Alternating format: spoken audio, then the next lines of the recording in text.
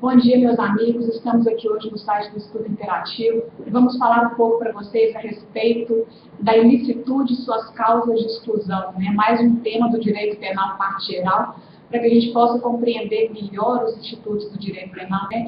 E para isso eu preparei para vocês alguns slides em que a gente precisa, primeiramente, situar o conceito de ilicitude, né? Ou seja, a gente sabe que quando a gente estuda o crime, quando a gente estuda a infração penal, a gente pode conceituá-las através de vários aspectos, né? E o conceito que nos é importante agora é aquele conceito que a gente já conhece, que é o conceito analítico de crime, que a gente se propõe a analisar o crime através dos seus elementos. E dentro do conceito analítico de crime, o que a gente tem com hegemonia, né, dentro da doutrina nacional e da doutrina estrangeira é o conceito analítico tripartido. Ou seja, o crime pressupõe a ocorrência de um fato típico, ilícito e culpável, né? Então, quando a gente estuda a ilicitude, a gente verifica que, como intérprete, nós já fizemos a verificação de que o fato que nós estamos analisando é um fato o quê? Um fato típico, é um fato que encontra dentro da norma um enquadramento típico, né? Dentro de uma conduta, um resultado, um nexo de causalidade e atipicidade. Então, dentro dessa análise, a gente verifica o quê? Que a ilicitude é essa contradição entre a conduta do agente e o ordenamento jurídico. A própria ocorrência do fato típico, ela já traz em si o quê? Uma presunção de ilicitude. Ou seja, se o fato encontra no ordenamento jurídico penal, né, um enquadramento típico, ele pressupõe-se, regra geral, que ele também é ilícito, que ele também o quê? Não é permitido pelo ordenamento jurídico. Dentro dessa análise, a gente verifica o quê? Que o Código Penal adotou a teoria da indiciariedade ou a teoria da ratio cognoscendi. Ou seja, a ocorrência do fato típico já traz em si uma presunção de que o fato também é ilícito. Embora essa presunção não seja uma presunção absoluta. E por que essa presunção não é uma presunção absoluta? Porque nós temos causas que excluem a ilicitude do fato. Ou seja, embora nós possamos verificar que o fato é típico, ele, em virtude de algum dado específico, ele é um fato que não é, naquele momento específico, ilícito. Ele encontra uma permissividade legal para que ocorra naquele momento específico, né? Então, a nossa aula hoje, ela se propõe a estudar as causas gerais de exclusão de ilicitude. Por que as causas gerais de exclusão de ilicitude? Porque eu tenho causas especiais de exclusão de ilicitude também, né? O próprio Código Penal, ele traz, por exemplo, no artigo 128 do Código Penal, a permissão do aborto feito pelo médico, quando o objetivo é o quê? Salvar a vida da gestante. Então, uma causa de exclusão de ilicitude situada na parte especial, que tem relação com o delito específico, né? O nosso estudo aqui hoje vai se resumir às causas gerais de exclusão de ilicitude, que vão ser aplicadas para quaisquer delitos de forma indistinta, né? Eu posso aplicá-lo para qualquer delito analisando o caso concreto. E para situarmos dentro do Código Penal, a gente verifica que as causas gerais de exclusão de ilicitude, elas estão previstas do artigo 23 ao artigo 25 do Código Penal, né? Então, dentro da própria leitura do artigo 23, para quem tiver em mãos o Código Penal, a gente verifica que o artigo 23 já traz para a gente o rol das causas de exclusão de ilicitude, ao trazer para a gente o seguinte, quando o artigo 23 fala assim: não há crime quando a agente pratica o fato 1. Em estado de necessidade, 2. Em legítima defesa, 3. Em estrito cumprimento de um dever legal ou no exercício regular de direito. Ou seja, o próprio artigo 23 já mostra pra gente não há crime.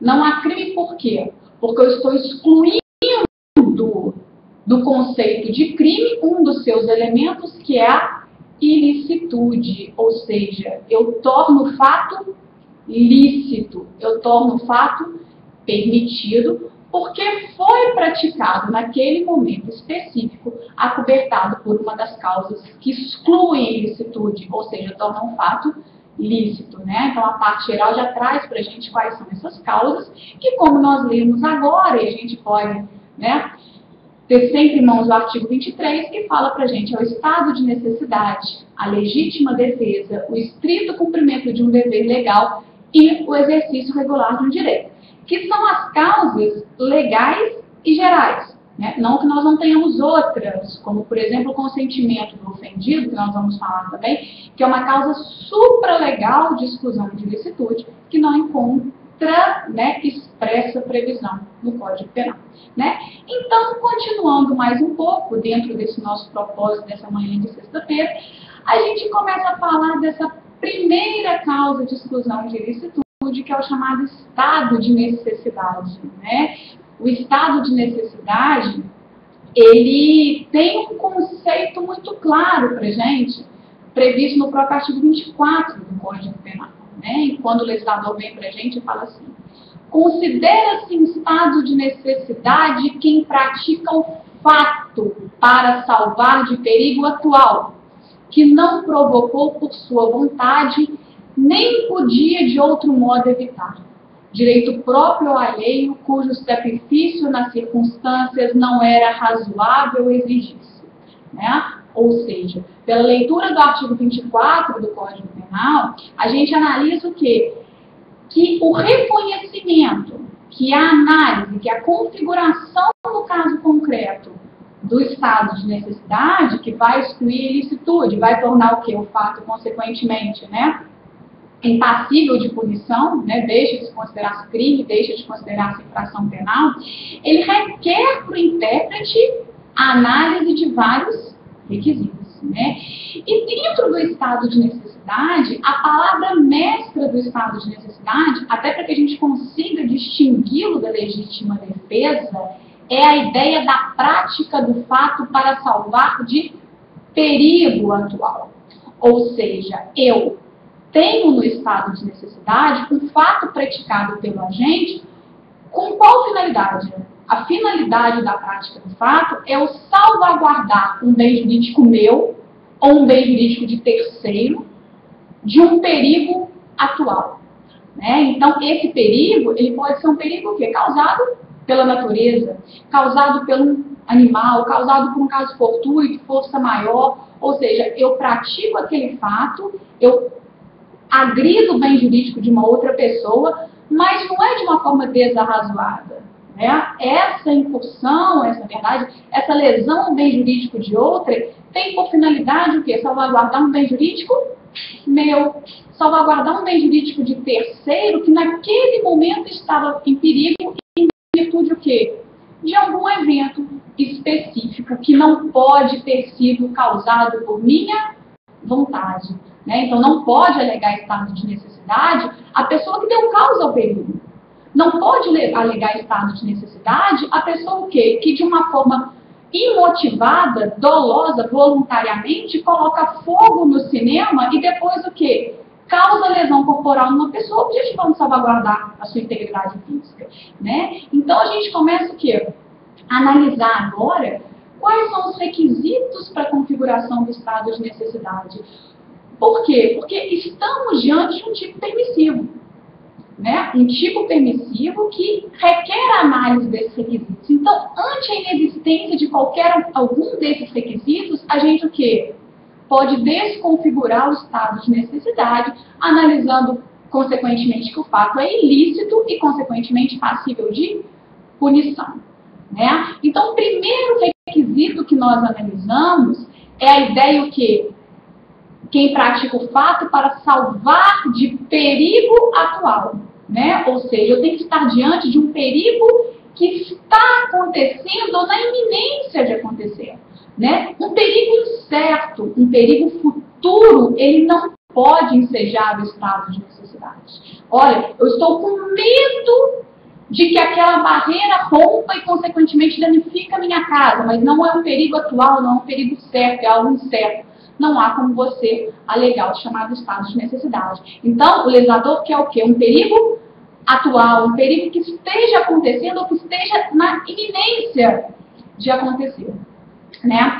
O estado de necessidade, ele pode ser alegado quando o meu ato objetivar o quê? Salvaguardar um direito próprio ou alheio, né? O perigo que eu estou falando, ele pode ameaçar um direito próprio ou um direito alheio. E aí, dentro da análise desse requisito, a gente começa a verificação de uma classificação do estado de necessidade, né? O estado de necessidade, ele pode ser um estado de necessidade próprio ou estado de necessidade de terceiro, né? Levando em consideração que quem que é o titular do bem jurídico que está em perigo. Eu posso agir em estado de necessidade próprio, quando eu quiser salvaguardar um direito meu, ou estado de necessidade de terceiro, quando eu quiser salvaguardar um direito de terceiro, né? Alheio.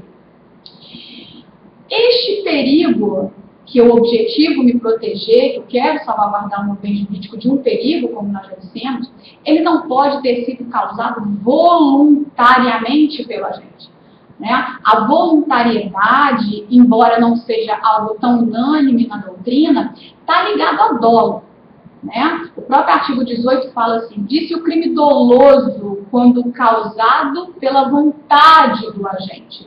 Ou seja, a vontade está ligada a dolo, né? Então, quando você causa o perigo por sua vontade, não há como você alegar o estado de necessidade. Letícia, mas e se o perigo foi causado em virtude de uma imprudência minha, uma negligência minha, né? Uma imperícia minha? Será que eu posso alegar estado de necessidade? Embora não seja algo unânime na doutrina, a gente verifica que sim, que a doutrina majoritária entende que sim, né? Que quando esse perigo foi causado culposamente pelo agente, isso não estira completamente a possibilidade de você alegar o estado de necessidade, porque essa conceituação de voluntariedade está relacionada diretamente ao quê? A ideia do dolo, né? A gente tem uma remissão ao artigo 18 do Código Penal, que é interessante, a gente verifica isso com tranquilidade. Outro requisito é a inevitabilidade do comportamento lesivo. É claro, né, o ordenamento jurídico está me dando uma permissividade para eu lesar bem jurídico de outrem, quando isso for o quê? Completamente inevitável. Se eu tiver outra forma de me salvaguardar deste perigo, sem que eu tenha que necessariamente lesar bem jurídico de outrem, é esse caminho que eu tenho que buscar, né? Então, olha, eu tenho que me salvaguardar de um perigo, e a única forma que eu tenho para fazer isso, como é que é? É prejudicando o bem jurídico de outro. Então, este comportamento lesivo que eu estou querendo justificar, ele tem que se mostrar dentro das situações fáticas. É óbvio que é uma análise casuística que vai ser feita pelo intérprete no caso concreto. Ele tem que se mostrar o quê? Inevitável, né? Sob pena de você desconfigurar o estado de necessidade. E além de inevitável, ele tem que ser razoável. Por quê? Porque é da essência do estado de necessidade a ponderação. A ponderação entre os bens jurídicos. Eu estou sacrificando um bem jurídico, objetivando o quê? Salvaguardar outro bem jurídico. Então, o mínimo que eu espero é que esses bens jurídicos estejam o quê?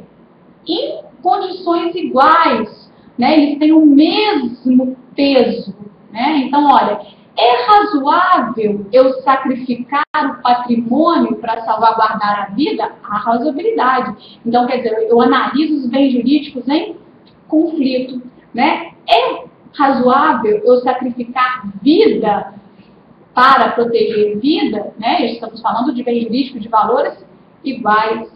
É razoável eu sacrificar vida para proteger patrimônio? Carece de razoabilidade, né? Então, a razoabilidade do sacrifício do bem traz para a gente o quê?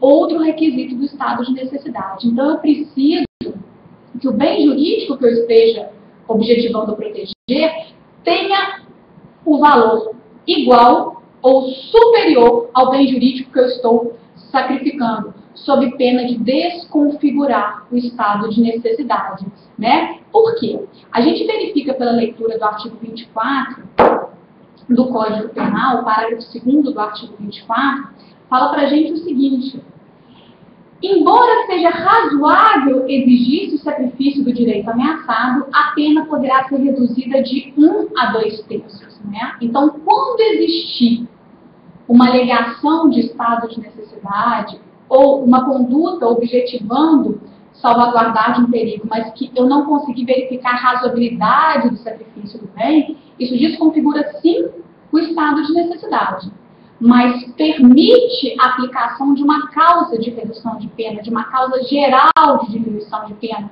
que está previsto no próprio parágrafo 2º, que fala, embora seja razoável exigir o sacrifício do direito ameaçado, a pena poderá ser reduzida de 1 a 2 terços. Se não tem razoabilidade, desconfigura o estado de necessidade. O fato é ilícito, mas eu posso, dentro do caso concreto, à luz do caso concreto, aplicar essa redução de pena de 1 a 2 terços, né? E dentro desse requisito, a gente faz um parênteses importante, né? Quando a gente analisa isso, a gente verifica o quê? O estado de necessidade no direito brasileiro, no direito penal brasileiro, ele é justificante. Ou seja, o reconhecimento do estado de necessidade, se houver, vai sempre justificar a conduta e vai sempre excluir a ilicitude. Se eu desconfiguro o estado de necessidade, eu posso, no máximo, aplicar uma redução de pena no caso do 24, parágrafo 2º. Ou seja, a adoção da teoria unitária no direito brasileiro faz com que o estado de necessidade seja justificante, exclua a ilicitude, né? O que se contrapõe à ideia de um estado de necessidade exculpante, ou seja, o estado de necessidade exculpante, que seria fruto de uma teoria diferenciadora, permitiria que, em alguns casos específicos, o reconhecimento do estado de necessidade, quando não houvesse a razoabilidade do sacrifício do bem, excluísse a culpabilidade, né? O direito penal brasileiro, ele adotou a teoria unitária. Todo estado de necessidade é justificante sob pena de desconfiguração e aplicação do 24, parágrafo 2º. O Código Penal Militar adotou a teoria diferenciadora, né? Então, para o Código Penal Militar, eu tenho estado de necessidade justificante e exculpante. Mas aí é uma conversa para um outro momento, mas é importante vocês saberem que, em virtude da adoção da teoria unitária no Brasil, o estado de necessidade ele é um estado de necessidade justificante, né? E, por fim, não menos importante, é um requisito existente em todas as causas de exclusão de ilicitude, que é o ânimo de agir em estado de necessidade, né? Não adianta a configuração, no caso concreto, de todos esses requisitos, se, na verdade, o agente não tem a intenção de agir em estado de necessidade. Esse elemento da linha F aqui, que é um elemento subjetivo, ele o que? É decorrência do finalismo, né? Ou seja, eu tenho que ter vontade, dolo, intencionalidade de agir amparado por uma causa de justificação, né? E não ser simplesmente o que? Uma causa de justificação que ocorreu somente na seara objetiva, sem que tenha esse ânimo de agir em estado de necessidade, né? E, por fim, o próprio artigo 24, parágrafo 1º do Código Penal, alega que não pode alegar estado de necessidade quem tinha o dever legal de enfrentar o perigo, né? Letícia, dever legal, sim. Dever legal exclui dever o quê? Contratual, não é? Então, quem tem o dever legal de enfrentar o perigo, né? Servidores da segurança pública, do corpo de bombeiro, eles não podem alegar estado de necessidade a fim o quê? De se eximirem da prática de qualquer ato que objetive salvaguardar o bem jurídico de outrem, né? Letícia, mas esse dever legal chega o quê? Aos pés do heroísmo? A pessoa tem que ser heróica, surreal, a ponto de sacrificar-se a qualquer ponto?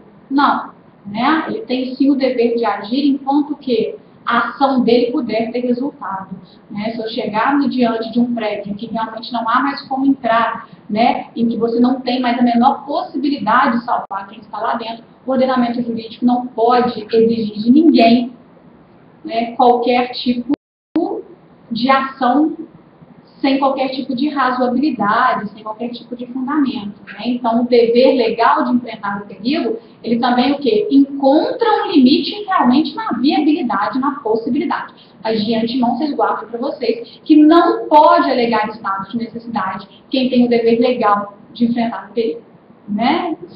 E, continuando mais um pouco, a gente fala de outra causa de exclusão de ilicitude, essa nos é muito conhecida, né? Que é a chamada legítima defesa, que tem a sua conceituação no artigo 25, né, do Código Penal, e que pela leitura do artigo 25 a gente consegue saber com tranquilidade quais são os requisitos da legítima defesa. Entende-se em legítima defesa quem, usando moderadamente dos meios necessários, repele injusta agressão atual eminente a direito seu ou de outro. Né? Então, enquanto no estado de necessidade a expressão-chave era perigo, nós temos na legítima defesa a expressão-chave, a ideia da injusta agressão. Não é? E aí, por que a gente tem que saber, na verdade, essa diferenciação? Para que a gente não se confunda, no caso concreto, entre o estado de necessidade e a legítima defesa. Porque a agressão, ela pressupõe comportamento humano.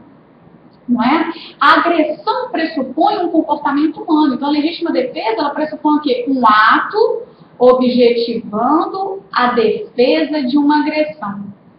Uma agressão que pressupõe um comportamento humano e uma agressão que tem que ser uma agressão o quê? Injusta. Se a minha agressão for justa, não há como se alegar contra ela uma legítima defesa. Né? Eu não posso, por exemplo, alegar legítima defesa contra um policial que está me prendendo em flagrante delito.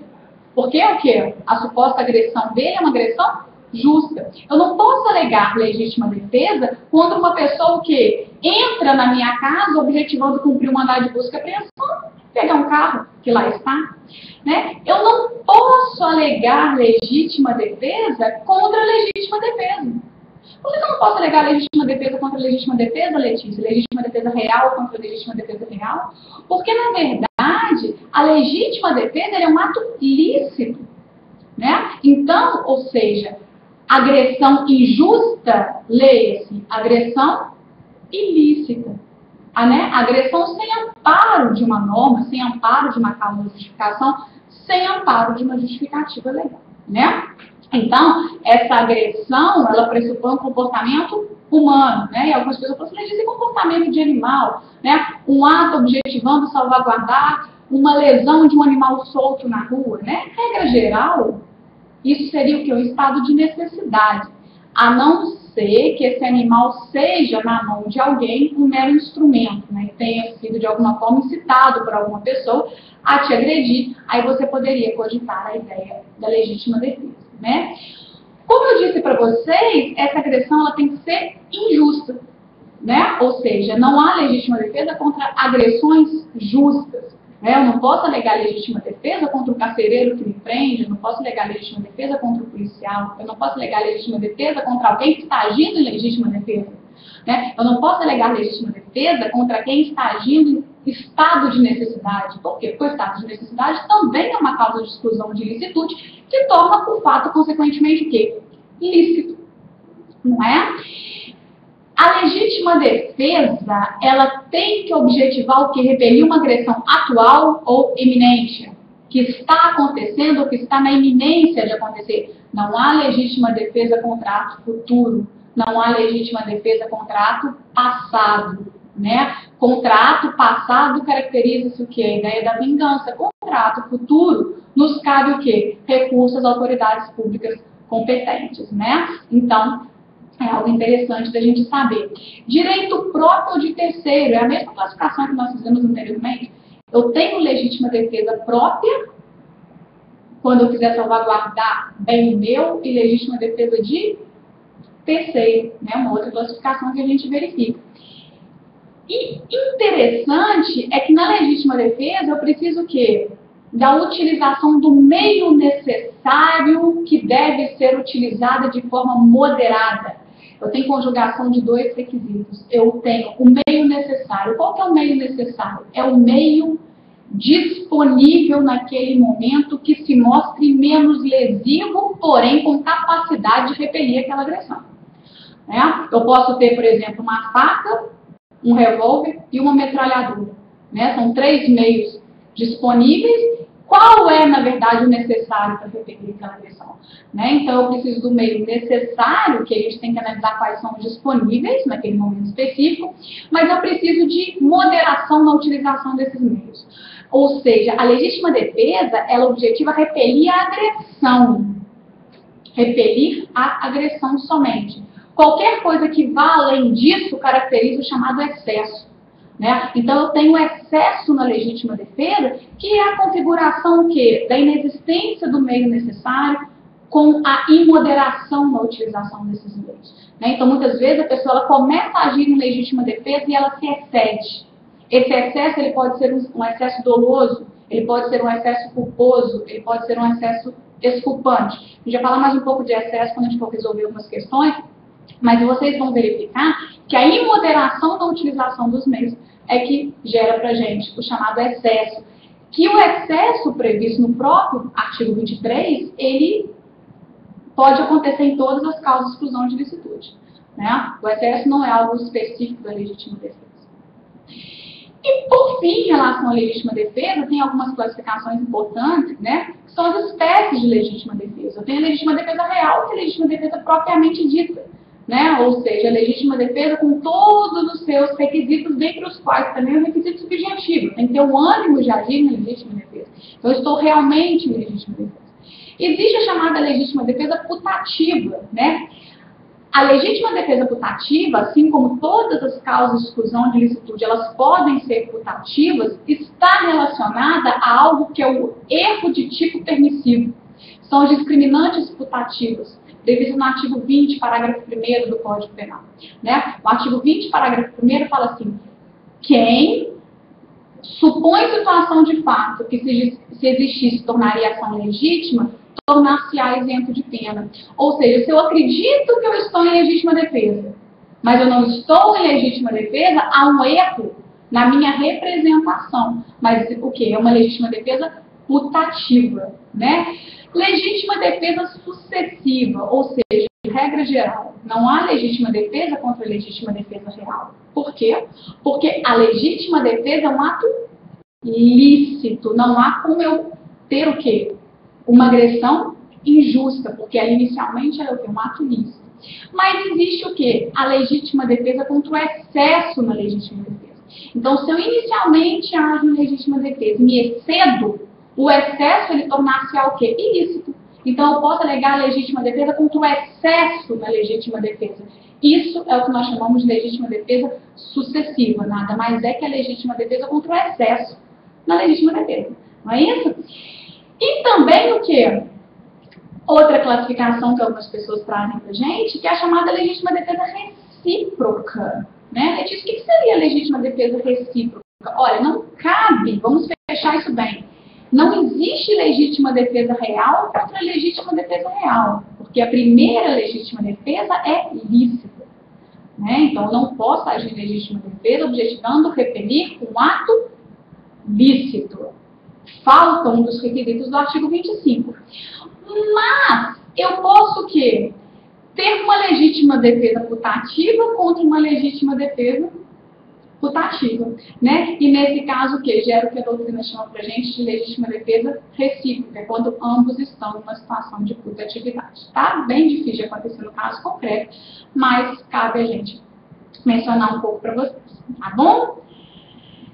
E por fim, né, fechando um pouco essa ideia, algumas outras questões acerca das causas de exclusão de licitude, a gente vai fechar mais tranquilamente na hora que a gente resolver algumas questões que eu separei pra gente, né? Mas nós temos mais duas causas de exclusão de licitude, essas, né, diferentes do estado de necessidade e da legítima defesa, a gente não tem uma conceituação expressa no Código Penal. Se a gente observar depois com bastante carinho, a gente vai ver que o artigo 23, ele fala quais são as causas de exclusão de licitude, o 24 narra o estado de necessidade, o 25 é legítima defesa, e o 26 a gente já vai para a imputabilidade, né? Então, ou seja, o estrito cumprimento de um dever legal e o exercício regular de um direito, eles carecem no ordenamento jurídico de uma conceituação, mas talvez porque não precise, né? Por que talvez não precise? Porque eles são de clara, né, conceituação, se a gente entender o quê? Estrito cumprimento de um dever legal. Eu ajo o quê? Em virtude de um dever que o próprio ordenamento jurídico me traz.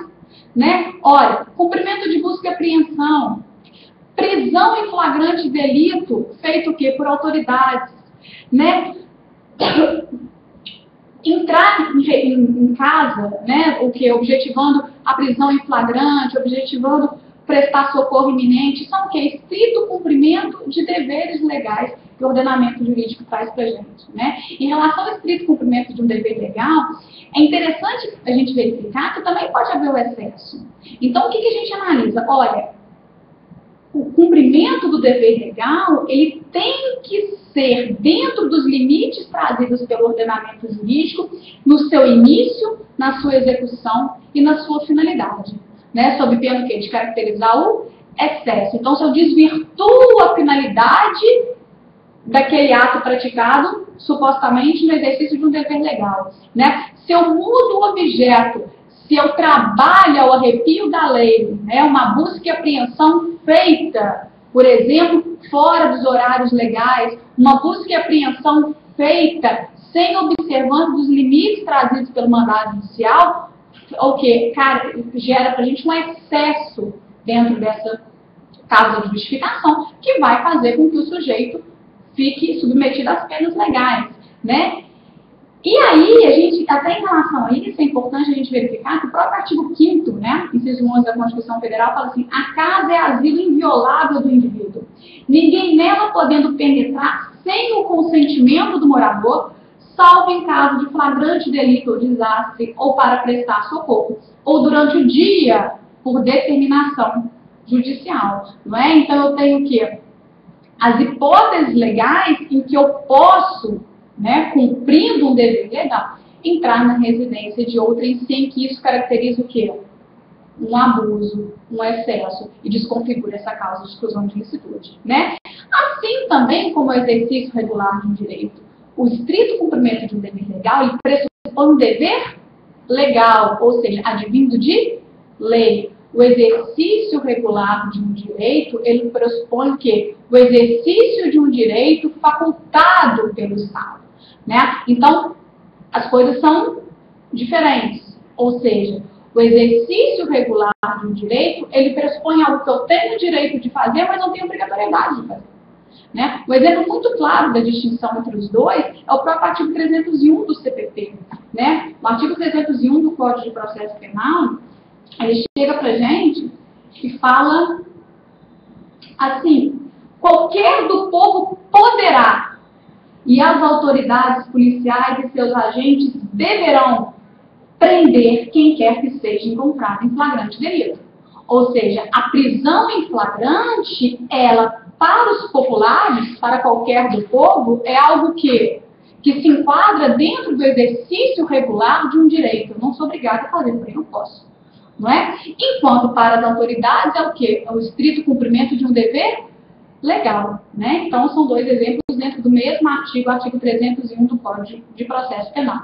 E dentro do exercício regular do direito, a gente enquadra outras questões. Né? O que eu posso falar? Olha, a própria corrigenda dos pais em relação aos filhos, né, dentro da moderação, dentro da razoabilidade, dentro dos limites legais, né, as próprias lesões desportivas, né, Letícia, por que se pode, né, se tem essa exclusão de licitude, esse indiferente penal em relação às lesões desportivas? Porque tem exercício regular do direito, o pleno exercício de uma atividade funcional, né, você ser médico, fazer cirurgia, são o quê? Exercício regular de um direito amparado pelo poder público.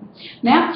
E, por fim, a gente verifica o quê? Que qualquer que sejam as causas de exclusão de licitude, né, legais, ou até o consentimento do ofendido, que a gente vai falar nas questões, que é uma causa supralegal, há sempre a possibilidade da ocorrência do excesso. Não é? E esse excesso, ele será um excesso passível de punição, né? De acordo com o próprio artigo 23 do Código Penal, parágrafo único, quando fala excesso punível. O agente, em qualquer das hipóteses desse artigo, em qualquer das hipóteses que nós fizemos remissão às causas de exclusão de licitude, responderá pelo excesso, seja o excesso doloso ou seja o excesso culposo. Né? Se eu me excedo dolosamente na legítima defesa, eu vou responder pelo resultado. Se o meu primeiro tiro foi objetivando conter aquela agressão injusta, mas depois eu resolvo dar cabo à vida o inicial agressor por vontade própria, deliberadamente, eu respondo pelo homicídio. Foi um excesso o quê? Doloso, um excesso voluntário, um excesso desejado, né? O excesso pode ser também um excesso culposo, né? Eu por uma imoderação, por uma negligência, por uma imperícia em relação àquele meio que eu estou utilizando, por uma falta de observação, uma pouca cautela da forma com que eu agi, eu posso me exceder culposamente, eu vou responder pelo resultado de forma culposa, né? E existe também, o que a doutrina traz para a gente como viável, o excesso exculpante, né? Que seria o quê? O excesso que careceria de possibilidade de punição ante uma inexigibilidade de conduta diversa, né? Eu excluo a possibilidade de punição porque não seria exigível daquele agente uma conduta diferente daquela ante as particularidades do caso concreto, né? Então, falar assim, olha, ele estava tão nervoso, a situação era tão peculiar, tal, que eu não poderia exigir dele, naquele caso concreto, que ele tivesse uma moderação na utilização dos meios da legítima defesa, né? Mas, assim como as causas de justificação são teses defensivas, né? O excesso exculpante também é uma tese defensiva que deve ser demonstrada no caso concreto, à luz das particularidades do caso concreto. Tá joia, gente? Então, agora nós vamos responder algumas questões que, porventura, vocês tenham trazido para a gente, para que a gente possa dar prosseguimento à nossa aula. Né? Vamos ver se tem alguma pergunta aqui. Vinícius, eu vou ler a pergunta para vocês. Professora, achei a aula ótima. Queria fazer uma pergunta. Obrigada, Vinícius, pelo elogio. Teve um torcedor do Corinthians que foi atacado dentro do seu carro. Ele alegou que ia ser linchado. Para fugir, ele saiu atropelando um monte de gente que não estava agredindo ele. Ele pode alegar legítima defesa? Então, Vinícius, a sua pergunta ela é bem interessante, né? Porque, na verdade, a gente tem que analisar o seguinte. Quando você coloca um torcedor do Corinthians foi atacado dentro do seu carro, ele alegou que ia ser linchado, né? Ou seja, a conduta do torcedor do Corinthians, eventualmente levada a efeito contra quem queria linchá-lo, contra quem injustamente iria linchá-lo, seria uma conduta cobertada por legítima defesa. Né? Por quê? Porque a conduta dele está sendo direcionada contra quem? Contra quem estaria supostamente agredindo. Uma agressão injusta atual, então, justificaria a legítima defesa dentro daqueles requisitos que nós falamos. Né? A moderação na utilização dos meios, né? Enfim. Mas me parece, né, ele para fugir saiu atropelando um monte de gente que não estava agredindo ele. Né? Então, no momento em que ele foge e sai atropelando as pessoas, essa conduta dele estaria inicialmente acobertada por uma causa de justificação? Sim, mas o chamado estado de necessidade. Em relação às pessoas que ele atropelou em virtude da fuga, ou seja, uma situação de perigo causada por outrem, na verdade quem estaria lhe agredindo, em que ele o quê? Acabou atropelando outras pessoas. E é interessante até a sua pergunta para que a gente possa falar uma outra classificação do estado de necessidade. Né? O estado de necessidade, ele pode ser tanto um estado de necessidade agressivo, como um estado de necessidade defensivo. Né? E qual seria a diferença entre um estado de necessidade agressivo e um estado de necessidade defensivo? O estado de necessidade agressivo é quando o quê? É quando eu acabo por lesar bem jurídico de outrem que não foi o causador do perigo, que seria esse caso. Né? Ou seja, o causador do perigo foi quem iria linchá-lo, mas ele acaba agredindo o bem jurídico de terceiros. Então, na verdade, seria um estado de necessidade agressivo. Qual que é a diferença disso? A diferença disso é que nada impede, né? Por exemplo, que as pessoas lesadas pelo atropelamento entrem com uma ação objetivando o ressarcimento de dano em relação ao atropelador, que teria até um direito de regresso contra o possível linchador. E o estado de necessidade defensivo, né? O que seria o estado de necessidade defensivo? Ora, o estado de necessidade cujo bem jurídico sacrificado é da própria pessoa causadora do perigo. Né? Então, o estado de necessidade que ataca o bem jurídico da pessoa que salvou o perigo. Tá joia? Espero que eu tenha conseguido auxiliar. Mais uma pergunta da Amanda. Bom dia, professora, bom dia. Se um ladrão invade minha casa para roubar e eu dou um tiro na cabeça dele, mato ele com uma arma de fogo, eu vou ser punido por homicídio?